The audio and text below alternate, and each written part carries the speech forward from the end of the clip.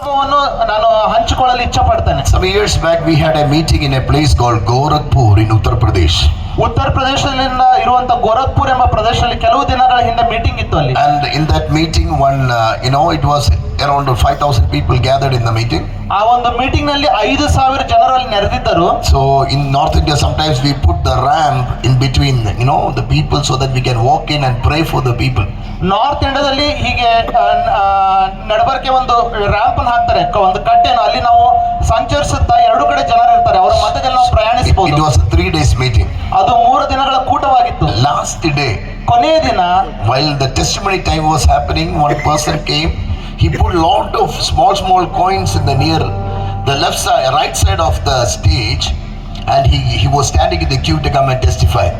ಅಲ್ಲಿ ಒಂದು ಸಾಕ್ಷಿಯ ಸಮಯದಲ್ಲಿ ಅಲ್ಲಿ ಒಬ್ಬರು ಸಹೋದರರು ಬಂದು ತಮ್ಮ ಕೈಗಳಲ್ಲಿ ಅನೇಕ ಒಂದು ಕಾಯಿನ್ಗಳನ್ನು ತೆಗೆದುಕೊಂಡು ಆ ಒಂದು ಕಾಣಿಕೆ ಪುಟಿಯಲ್ಲಿ ಹಾಕಿ ಅಲ್ಲಿ ಅವರು ಸಾಕ್ಷಿಗೋಸ್ಕರ ಅಲ್ಲಿ ಕಾಯ್ತಾ ನಿಂತಿದ್ರು. And I asked him what happened.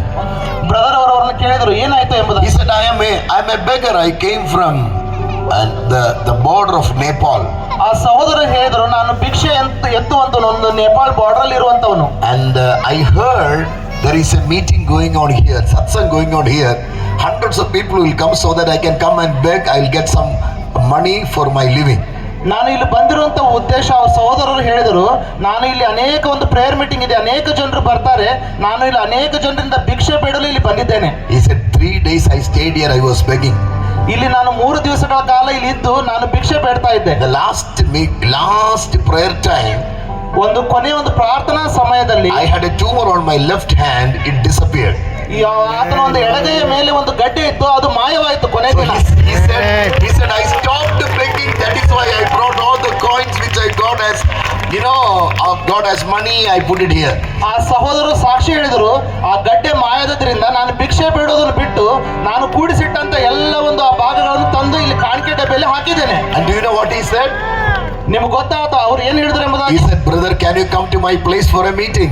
ಭಿಕ್ಷೆ ಬಿಡುವವರು ಅವರು ಸಹೋದರನ ಕೇಳಿಕೊಂಡ್ರು, ನೀವು ನಮ್ಮ ಒಂದು ಊರಿಗೆ ಬಂದು ಅಲ್ಲಿ ಸುವಾರ್ತೆಯನ್ನು ಸಾರ್ತೀರಾ ಎಂಬುದಾಗಿ. I said, who will organize? ಸಹೋದರ ಅವ್ರನ್ನ ಕೇಳಿದ್ರು, ಅಲ್ಲಿ ಯಾರು ಅದನ್ನು ರೆಡಿ ಮಾಡ್ತಾರೆ ಎಂಬುದಾಗಿ. He said, I will organize. ಭಿಕ್ಷೆ ಬಿಡು ಅಂತ ಹೇಳಿದ್ರು, ನಾನೇ ಒಂದು ಎಲ್ಲವನ್ನು ರೆಡಿ ಮಾಡ್ತೇನೆ ಎಂಬುದಾಗಿ. Did you hear what I'm saying? ನಿಮ್ಗೆ ಅರ್ಥ ಆಯ್ತಲ್ಲ ನೀನ್ ಹೇಳ್ತಾ ಇದ್ದೀನಿ ಎಂಬುದಾಗಿ? A man who received a healing from Jesus, immediately he says, I will organize a meeting. ಯೇಸು ಕ್ರಿಸ್ತನಿಂದ ಅದ್ಭುತ ಹೊಂದಿದಂತ ಭಿಕ್ಷಕನು ಹೇಳ್ತಾ ಇದ್ದಾನೆ, ಯೇಸು ಕ್ರಿಸ್ತನಿಗೋಸ್ಕರ ನಾ ಕೂಟವನ್ನು ಆಯೋಜಿಸ್ತೇನೆ ಎಂಬುದಾಗಿ. He said, I will go and tell everybody I had a tumor, Jesus healed me. ಅವರು ಹೋಗಿ ಸಾಕ್ಷಿ ಹೇಳ್ತಾರೆ ಈ ರೀತಿಯಾಗಿ, ನನ್ನ ಕೈ ಮೇಲೆ ಇದ್ದಂತ ಒಂದು ಗಡ್ಡೆ ಅದು ಮಾಯವಾಯ್ತು, ಇದರಿಗೆ ಸಾಕ್ಷಿ ಹೇಳ್ತೀನಿ ಎಂಬುದಾಗಿ. I said, who will hear it? ಸಹೋದರ ಅವ್ರನ್ನ ಕೇಳಿದ್ರು, ಯಾರು ಅದನ್ನು ಗುಣಪಡಿಸಿದ್ರು ಎಂಬುದಾಗಿ. No. Who will hear it? ಅದನ್ನು ಯಾರು ಕೇಳ್ತಾರೆ ಆ ವಾರ್ತೆಯನ್ನು ಎಂಬುದಾಗಿ. He said, there are 450 beggars in my union. They will come and hear your ಆ gospel. ಭಿಕ್ಷುಕರು ಹೇಳಿದ್ರು, ನನ್ನ ಊರಿನಲ್ಲಿ ಒಂದು 450 ಜನರಿದ್ದಾರೆ, ಅವರಿಗೆ ಹೇಳ್ತೇನೆ ಎಂಬುದಾಗಿ. First in my life we did a beggars crusade. So ಸಹೋದರರು ಅಲ್ಲಿ A ಒಂದು crusade for beggars, begging people. That's what. ಭಿಕ್ಷುಕರಿಗೋಸ್ಕರವೇ ಒಂದು ಅಲ್ಲಿ ಕೂಟವನ್ನು ಆಯೋಜಿಸಿದರು ಮೊದಲನೇ ಸಾಲಿ. I said I cannot bring the stage light and all, but I will come. ಸಹೋದರರು ಹೇಳಿದ್ರು, ನಾನು ಲೈಟ್ ಸ್ಟೇಜ್ ಎಲ್ಲ ತರ್ಲಿಕ್ಕಾಗಲ್ಲ, ಅದನ್ನ ನಾನು ಆಯೋಜಿಸ್ತೀನಿ ಎಂಬುದಾಗಿ ಹೇಳಿದ್ರು ಅವ್ರಿಗೆ. And you know what happened? We went in our tempo traveler. ಸಹೋದರರು ತಮ್ಮಲ್ಲಿರುವಂತಹ ಒಂದು ಕ್ರೂಸರ್ ಟೆಂಪೋ ಟ್ರಾವೆಲರ್ ಅನ್ನು ತೆಗೆದುಕೊಂಡು ಹೋದ್ರು. We went in our tempo traveler, but for our surprise we saw they made the stage everything with their beddings, with their bed. They put a ramp also with another cot, and with a small battery bulb I was preaching about Jesus. ಅಲ್ಲಿ ಸಹೋದರರು ಹೋಗಿ ನೋಡುವಾಗ ಅಲ್ಲಿ ಭಿಕ್ಷುಕರು ಅದ್ಭುತವಾದ ರೀತಿಯಲ್ಲಿ ಒಂದು stage ready ಮಾಡಿ, bed ready ಮಾಡಿ, ಹಾಗೂ ಚಿಕ್ಕ ಬಲ್ಬ್ಗಳನ್ನು ಹಾಕಿ ಅದರ ಮಧ್ಯದಲ್ಲಿ ಸೇವಕರು ಒಂದು ಸುವಾರ್ತೆಯನ್ನು ಸಾರಿದರು. They were all sitting like this. They do not know what they were hearing. ಅಲ್ಲಿ ಕೂತಂತ ಎಲ್ಲ ಒಂದು ಭಿಕ್ಷುಕರು ಕೂತ್ಕೊಂಡು ನೋಡ್ತಾ ಇದ್ರು, ಅವ್ರಿಗೆ ಗೊತ್ತಿಲ್ಲ ಏನ್ ಕೇಳ್ತಾ ಇದ್ದಾರೆ ಎಂಬುದಾಗಿ. But next year when we went, there was a church with 100 people. ಆದ್ರೆ ಮುಂದಿನ ವರ್ಷ ಸೇವಕರಲ್ಲಿ ಹೋಗುವಾಗ ಅಲ್ಲಿ ಒಂದು ಚರ್ಚ್ ನಿರ್ಮಿಸಲ್ಪಟ್ಟಿತ್ತು, ಒಂದು 100 ಜನರಿಂದ. My brother, my sister, gospel is power. ನನ್ನ ಸಹೋದರರೇ, ದೇವರ ಸುವಾರ್ತೆ ಅದು ಶಕ್ತಿಯುತವಾಗಿದೆ. So these are all the incidents, some joyful moments that help us to carry the gospel to different parts of India. ಈ ರೀತಿಯಾದ ಸಂದರ್ಭಗಳು, ಖುಷಿಗಳು ನಮ್ಮ ಜೀವಿತದಲ್ಲಿ ಒದಗಿ ಬರ್ತವೆ. ಈ ಒಂದು ಖುಷಿಯಿಂದ ನಾವು ಎಲ್ಲ ಕಡೆ ಹೋಗಿ ದೇವರ ಸುವಾರ್ತೆಯನ್ನು ಸಾರ್ತೇವೆ. You are seeing, okay, now here beautifully pastor made a stage.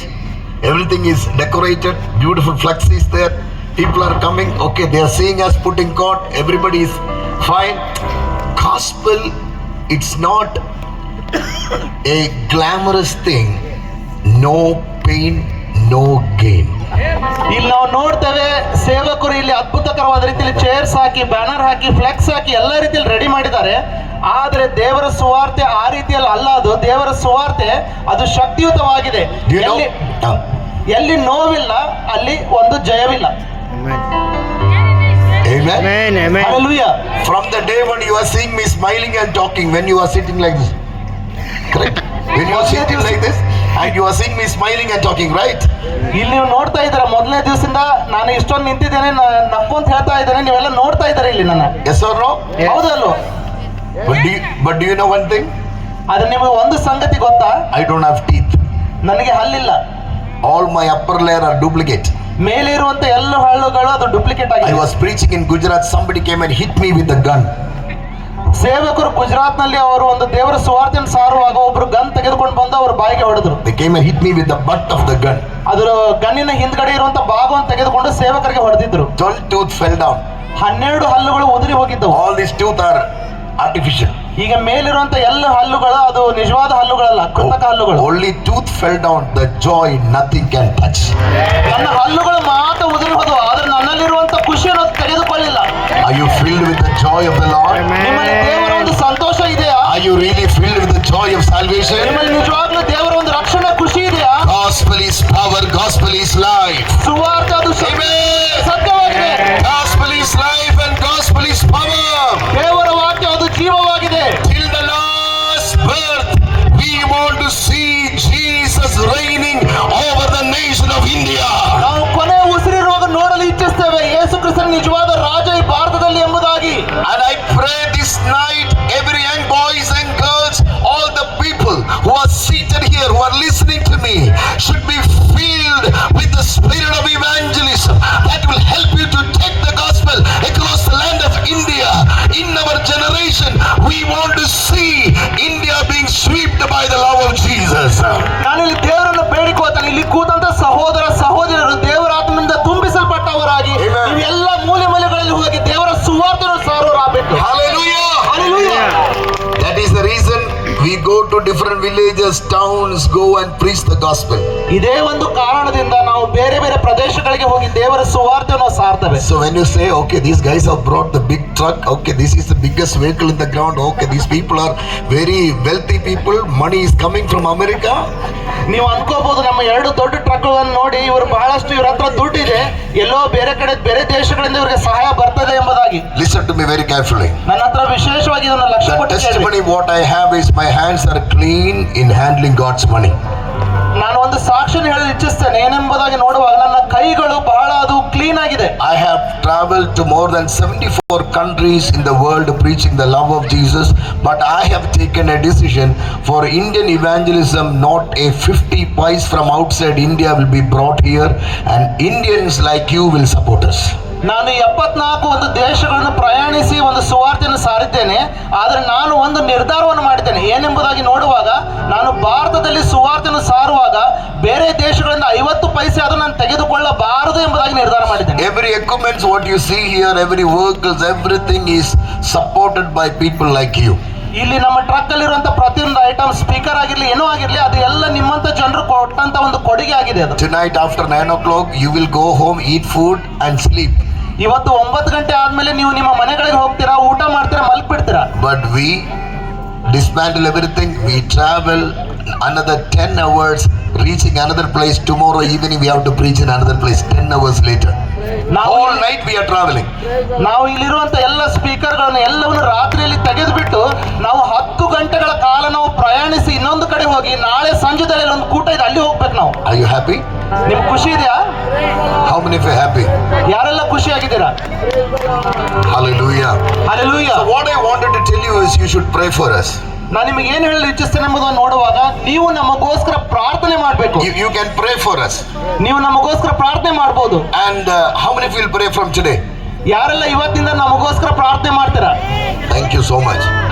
ಎಲ್ಲರಿಗೂ ವಂದನೆಗಳು. And second thing is, ಎರಡನೇದಾಗಿ ನೋಡುವಾಗ we have a brochure like this. It is in English and Tamil. If you want, you can get it from our team members. ಇಲ್ಲಿ ಕರಪತ್ರ ಇದೆ, English ಹಾಗೂ ತಮಿಳಿನಲ್ಲಿದೆ. ನಿಮಗೆ ಇಚ್ಛಿಸಿದರೆ ಅದನ್ನು ತೆಗೆದುಕೊಳ್ಬಹುದು ನಮ್ಮ ಟೀಮ್ ಮೆಂಬರ್ಸ್ ಇಂದ. This is not it cost anything. It is free. Okay. ಅದು ಯಾವ ಒಂದು ಅದಕ್ಕೆ ದುಡ್ಡಿಲ್ಲ, ಅದು ಫ್ರೀ ಆಗಿ ಕೊಡಲ್ಪಡ್ತದೆ. And in this you will know what we are doing in India, Africa, Nepal, Vietnam, Bangladesh and in other places in missions. ಈ ಕರಪತ್ರವನ್ನು ನೋಡುವಾಗ India, Africa, Bangladesh ಬೇರೆ ಬೇರೆ ಪ್ರದೇಶಗಳಲ್ಲಿ ನಾವು ಯಾವ ರೀತಿಯಾಗಿ ಸೇವೆ ಮಾಡ್ತಾ ಇದ್ದೇವೆ ಎಂಬುದಾಗಿ ಇಲ್ಲಿ ತಿಳಿಸಲ್ಪಟ್ಟಿದೆ. So you have seen almost ಅದು ದೇವರ ಶಾಂತಿ, ಆತನ ಸಂತೋಷ, ಅದು ದೇವರ ರಾಜ್ಯವಾಗಿದೆ. hallelujah. Hallelujah. It is the righteousness of God. ಅದು ದೇವರ ಒಂದು ನೀತಿವಂತಿಕೆ ಆಗಿದೆ. It is the righteousness of God that is given to us. ದೇವರು ನಮಗೆ ಒಂದು ನೀತಿವಂತರಾಗುವ ಒಂದು ಉಡುಗೊರೆ ನಮಗೆ ಕೊಟ್ಟಿದ್ದಾರೆ. The Bible says our righteous deeds are like filthy rags, but the righteousness to us is given as a free gift, amen, by Jesus, by shedding his blood on the cross of Calvary. ನಮ್ಮಲ್ಲಿ ಬಹಳಷ್ಟು ಪಾಪಗಳಿವೆ, ಆದರೆ ದೇವರು ಆತನನ್ನು ಶಿಲುಬೆಯ ಮೇಲೆ ಆತನ ರಕ್ತವನ್ನು ಸುರಿಸುವುದರ ಮೂಲಕ ನಮಗೆ ನೀತಿವಂತರಾಗುವ ಒಂದು ಉಡುಗೊರೆಯನ್ನು ಆತನು ನಮಗೆ ಕೊಟ್ಟಿದ್ದಾನೆ. Because he shed his blood for us, by believing in him for what he have done, we are being made righteous by his blood.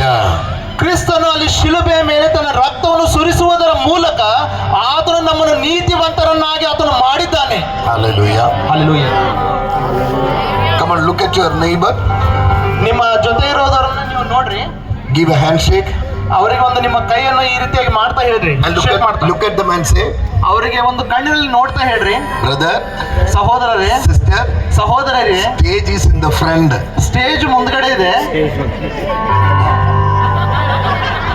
Clap your hands and glorify Jesus. ನಿಮ್ಮ ಕರಗಳನ್ನು ತಟ್ಟುತ್ತಾ ದೇವರಿಗೆ ಮಹಿಮೆ ಸಲ್ಲಿಸ್ರಿ. Hallelujah. Hallelujah. Amen. So listen to me very carefully. ನನ್ನನ್ನು ಬಹಳ ಲಕ್ಷ್ಯವಿಟ್ಟು ಕೇಳ್ರಿ. The kingdom of God is not a defeated kingdom, it is a victorious kingdom. ದೇವರ ರಾಜ್ಯ ಅದು ಸೋಲಿಸಲ್ಪಟ್ಟಿರುವಂತದ್ದಲ್ಲ, ಅದು ಜಯವನ್ನು ಹೊಂದುವ ರಾಜ್ಯವಾಗಿದೆ. So you cannot, hello, that Andy's, listen to me.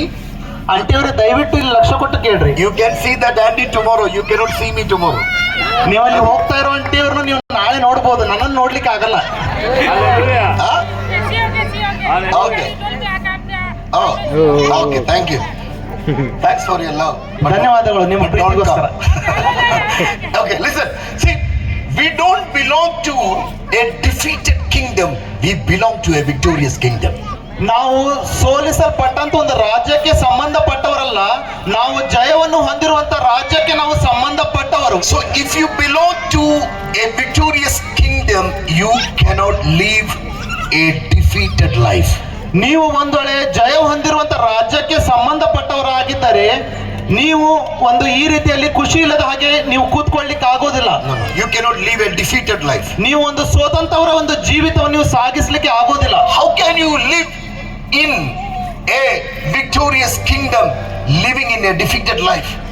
ನೀವು ಈ ಒಂದು ಜಯವನ್ನು ಗಳಿಸಿರುವಂತ ಒಂದು ರಾಜ್ಯದಲ್ಲಿರುವಾಗ ಈ ರೀತಿಯಾಗಿ ಸೋತವಂತವರು ಆಗ್ಲಿಕ್ಕೆ ಸಾಧ್ಯ ಇದೆಯಾ?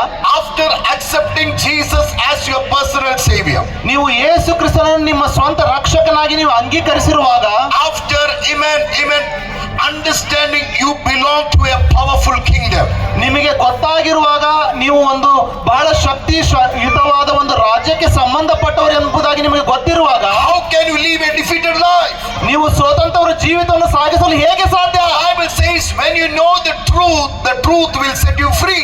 ವಾಕ್ಯ ಹೇಳ್ತದೆ, ನೀವು ಒಂದು ವಾಕ್ಯವನ್ನು ಅರ್ಥ ಮಾಡಿಕೊಂಡಾಗ ಅದು ನಿಮ್ಮನ್ನು ಬಿಡುಗಡೆ, ಸತ್ಯವನ್ನು ಅರ್ಥ ಮಾಡಿಕೊಂಡಾಗ ಅದು ನಿಮ್ಮನ್ನು ಬಿಡುಗಡೆ ಮಾಡ್ತದೆ. When you know the truth will set you free. ನಿಮಗೆ ಸತ್ಯ ಗೊತ್ತಾದಾಗ ಸತ್ಯ ನಿಮ್ಮನ್ನು ಬಿಡುಗಡೆ ಮಾಡ್ತದೆ. We don't walk by realities, we don't walk by feelings, we don't walk by what we see, we walk by the power of the truth of the word of God. ನಾವು ನಮಗೆ ಕಣ್ಣಿಗೆ ಕಾಣುವಂತವುಗಳನ್ನು ನಂಬಿ ನಡೆಯೋದಿಲ್ಲ, ನಾವು ಕಣ್ಣಿಗೆ ಕಾಣದಿರುವನ್ನು ನಂಬಿ ನಡೀತೇವೆ. Amen. Amen. Hallelujah. Hallelujah. You belong to a victorious kingdom.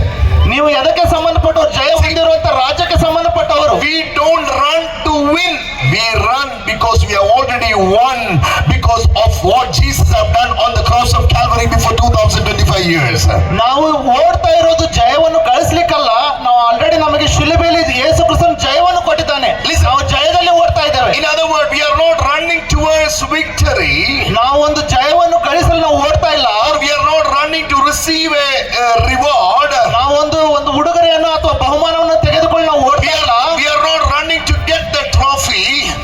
ಅಲ್ಲಿರುವಂತ ಒಂದು ಬಹುಮಾನವನ್ನು ತೆಗೆದುಕೊಂಡು ನಾವು ಓಡ್ತಾ ಇಲ್ಲ, We are running with the trophy.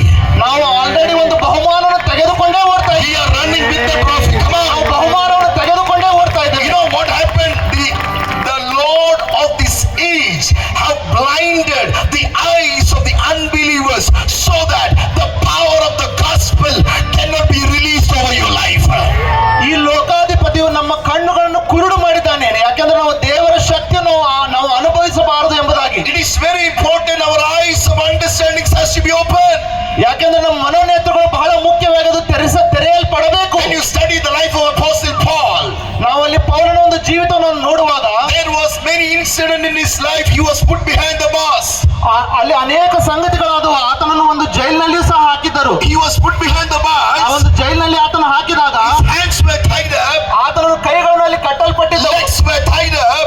ಕಾಲುಗಳಿಗೆ ಆತನ ಕಟ್ಟಲ್ಪಟ್ಟಿದ್ದವು. He's put behind the bars. ಆತನನ್ನು ಒಂದು ಜೈಲಲ್ಲಿ ಹಾಕಿರುವಾಗ And huge iron bars were in front of him. ಆತನ ಮುಂದೆ ಒಂದು ಜೈಲಿಗಿರುವಂತ ಒಂದು ದೊಡ್ಡದಾದ ಕೆಬ್ಬಿಣದ ಒಂದು ಬಾಗಿಲುಗಳು ಇದ್ದವು. When you read Ephesians chapter 1 verse 17 onwards, ಎಫೆಸ 1:17 ಮೇಲ್ಪಟ್ಟು ನಾವು ನೋಡುವಾಗ all the believers of his church, all the believers who heard about Paul, they were praying outside saying, Lord, do a miracle for our apostle, bring him outside. ಆತನ ಸಭೆಯವರಾದಂತವರು ಎಲ್ಲರೂ ಒಗ್ಗಟ್ಟಾಗಿ ಆತನಿಗೋಸ್ಕರ ಪ್ರಾರ್ಥನೆ ಮಾಡ್ತಾ ಇದ್ರು. ದೇವರೇ, ದಯವಿಟ್ಟು ಒಂದು ಅಪೊಸ್ತಲನಾದ ಪೌಲನನ್ನು ನೀವು ಬಿಡುಗಡೆ ಮಾಡಬೇಕು. Our pastor is in problem. ನಮ್ಮ ಒಂದು ಸೇವಕರು ಒಂದು ಸಮಸ್ಯೆಯಲ್ಲಿದ್ದಾರೆ. Pastor is in jail.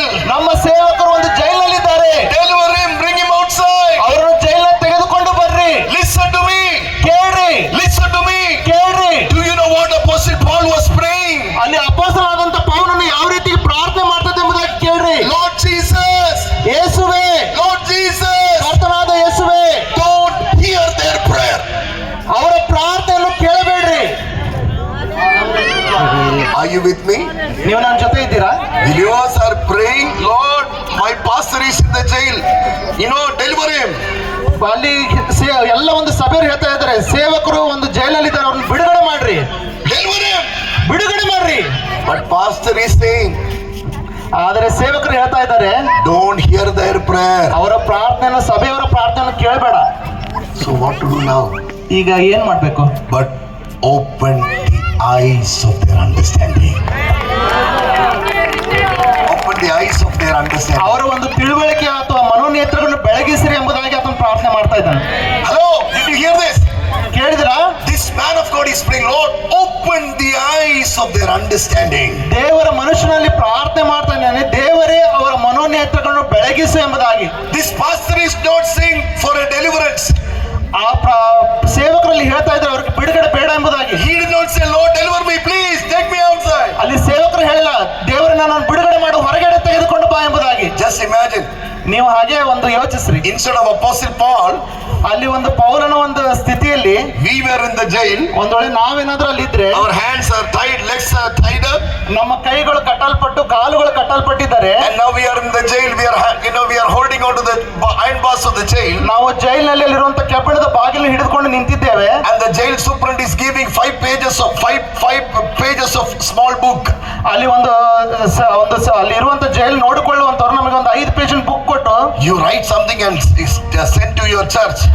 ಅವರು ಅಲ್ಲಿ ಒಂದು ನಿಮಗೆ ಚರ್ಚ್ನವ್ರಿಗೋಸ್ಕರ ನೀವು ಒಂದು 5 ಲೈನ್ ಬರೆದ್ರಿ, ಏನಾದ್ರೂ ಕೊಡ್ರಿ ಎಂಬುದಾಗಿ ಕೇಳುವಾಗ First page. ಒಂದನೇ ಪುಟದಲ್ಲಿ You know what we do? ನಾವೇನ್ ಬರಿತೀವಿ ಎಂಬುದಾಗಿ ನೆನೆಸ್ತೀರಾ? We will draw the picture of the jail. ನಾವು ಒಂದು ಜೈಲಿನ ಒಂದು ಪಿಕ್ಚರ್ ಅನ್ನು ಡ್ರಾ ಮಾಡ್ತೇವೆ ಅಲ್ಲಿ. Yesaya, ಕಾಪಾಡು. ಯೇಸುವೇ ಕಾಪಾಡು. Big problem. ದೊಡ್ಡ ಸಮಸ್ಯೆ, Big iron bar. ದೊಡ್ಡ ಕೆಬ್ಬಣದ ಬಾಗಿಲು. Iron bar is only 2 mm. You will pray and say it is 15 mm. ಅದು ಇರೋದು 2 mm ಇರ್ತದೆ, ಆದ್ರೆ ನಾವು ಹೇಳೋದು ಇಷ್ಟು ದೊಡ್ಡ ಬಾಗಿಲು ಇದೆ ಎಂಬುದಾಗಿ. My problem is bigger than me. ಈ ಒಂದು ಸಮಸ್ಯೆ ನನಗಿಂತ ದೊಡ್ಡದಾದ ಸಮಸ್ಯೆ ಆಗಿದೆ. Second page. 2ನೇ ಪೇಜ್ ನಲ್ಲಿ No food here. ಇಲ್ಲಿ ಊಟ ಇಲ್ಲ. You are writing to the believers. You are eating chicken biryani. I am writing chicken and seeing.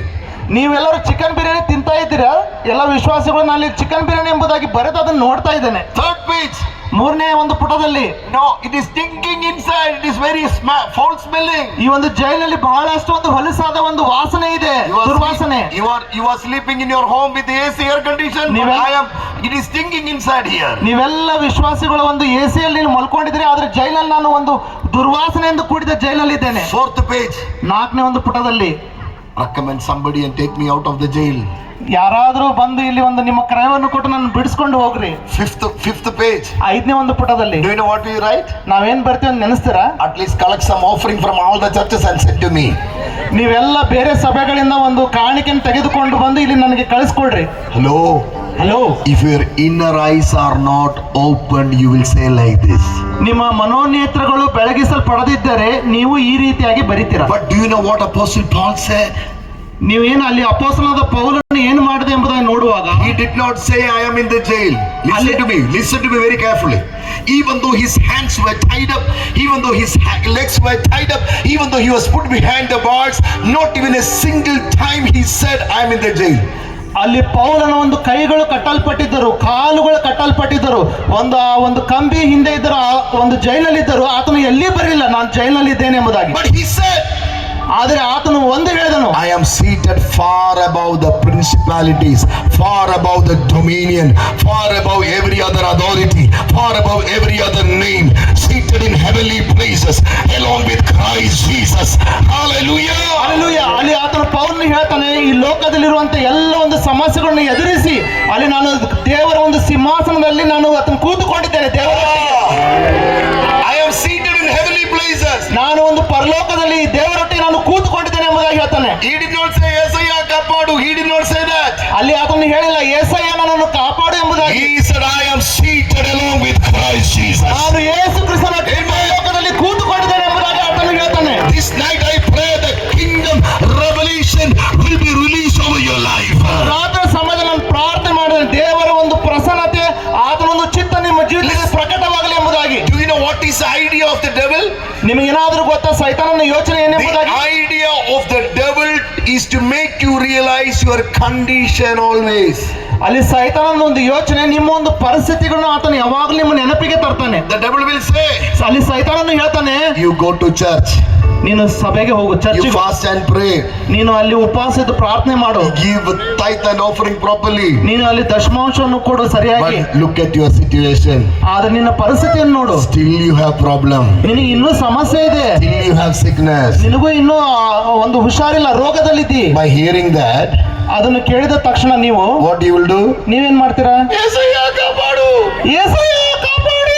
Again the devil will say, ಮತ್ತೆ ಸೈತಾನ ಹೇಳ್ತಾನಲ್ಲಿ, see, look at your children. ನಿನ್ನ ಮಕ್ಕಳ ಸ್ಥಿತಿಯನ್ನು ನೋಡು, They are not coming for meeting. ಅವರು meeting ಬಂದಿಲ್ಲ, They are not coming to church. ಅವರು ಚರ್ಚಿಗೆ ಬರ್ತಾ ಇಲ್ಲ. Yesaya kappadu. ಯೆಶಾಯ ಕಾಪಾಡು.